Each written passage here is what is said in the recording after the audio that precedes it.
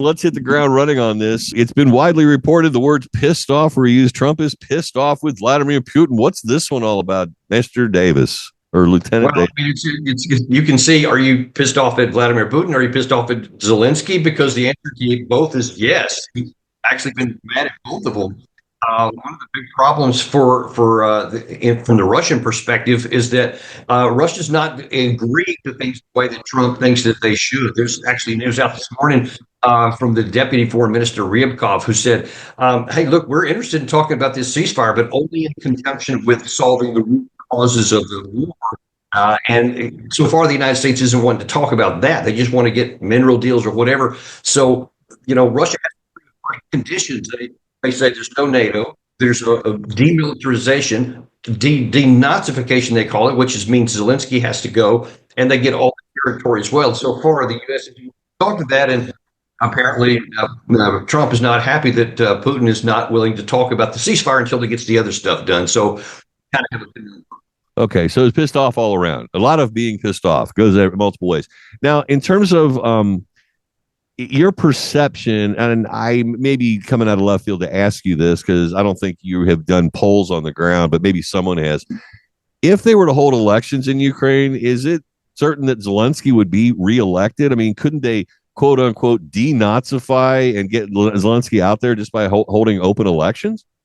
It is possible, though I do talk to people who are on the ground in Kiev, and they say that because he has control, Zelensky does, over all of the media, and he gets to control the narrative, and he has control over who's running, et cetera, that it's likely that he would be elected. But then again, it's also uncertain because there are many in the West, especially in Great Britain, that would prefer a different leader to deal with, a guy who's a former, I guess actually he's a current ambassador to the UK, Zelensky, who's a former general. So it's actually not at all clear who would win. But Russia just says, hey, the main thing is it's got to be somebody who's legitimate, who passed an election. They acknowledge, even if it's Zelensky, it's got to be somebody who passed an election. All right. Another component of this, and you kind of referenced it a moment ago, we're talking about the anger that's going away among the three parties here, us, Ukraine, and Russia. There was a lot of talk about a proposed mineral deal where the United States would be able to access a lot of the minerals that are apparently in Ukraine. I always heard that it was sort of in payment for all of the money that we have given them in terms of aid so far. It's like, you guys kind of owe us, and why don't you let us tap into your mineral reserves and we'll split the profits, or at least share in that. I'm not quite sure what Zelensky's position is on that, but apparently it's been suggested he's trying to back out of that proposal. Where does that stand right now? Yeah, that's one of the things. The other thing that made Trump unhappy, because Zelensky is wanting to say, hey, let's renegotiate that deal.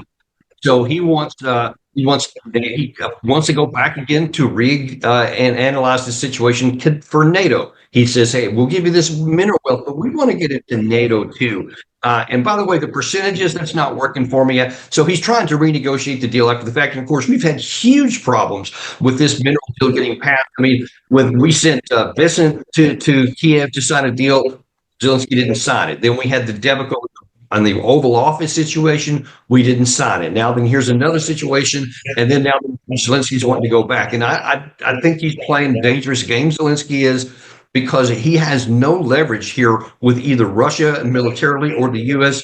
diplomatically. So he seems to be making everybody angry, and this I don't think is going to work out well for Ukraine or Zelensky himself. Well, obviously, critical to this getting resolved on any level, at least from Zelensky's perspective, is being invited into NATO. I'm not quite sure the United States is in favor of that, but where are the rest of the NATO countries? They get a say in this, and are they liking the idea of getting Ukraine to be a part of NATO? Well, President Trump just categorically said, both in Air Force One and his Oval Office desk, I guess yesterday, he said that ain't happening. Just categorically, no, it's not happening. But it's funny because the Western European nations have been wanting to talk about the possibility of this and say, someday, not now, but someday. But then behind the scenes, everybody knows, and they have from before the war started, Ukraine will never be in NATO. But instead of just acknowledging that self-evident reality, they keep the lip service going, which keeps Zelensky thinking he's going to get in. It gets more of their people killed. But at the end of the day, there is no chance for it now or later. Well, it seems to me to be prudent at this juncture, if not previously, and I would have argued and advocated for previously, someone just to sort of verbally slap Zelensky in the face and make him face up to the cold water dose of reality. Dude, you're not getting into NATO. So take that demand off the table, or your people are going to continue to get slaughtered, and the Russia is going to continue to make inroads into your country.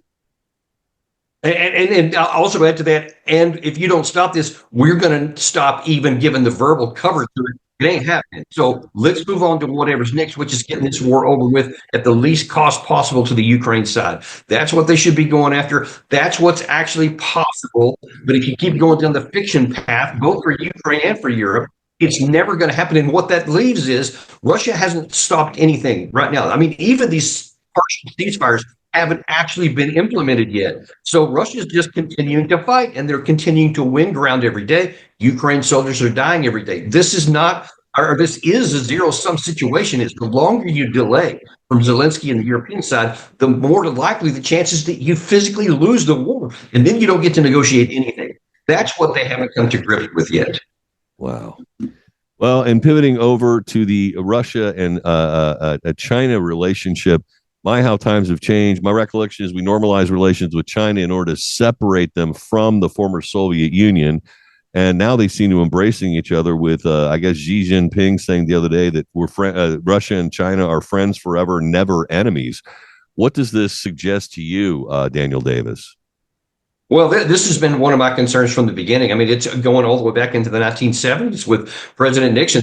I has always been to keep them separate and to not brought them together. And of course, the Biden administration on steroids just drove them, I mean, like, high speed in both directions together and gave both sides every incentive to work together along with Iran and North Korea. As a matter of fact, I mean, add all that together. None of it was necessary. None of it existed prior to February 2022, by the way. There was distance. There was some closeness between the four parties, but there was a space between all four. Even Russia and China had some differences. Now then, those have been almost eliminated. And if you have outright military alliances with North Korea and Iran with Russia, and then, now then you have the situation to where they have more incentive to continue to stay together. So far, I think Trump is trying to put a little distance between the two, so that's better than what it was. But right now, it's not helping out because Russia's not getting what they want, so they don't have any incentive to break anything with China. And China is helping them both diplomatically and with other non-military means which have dual-use purposes.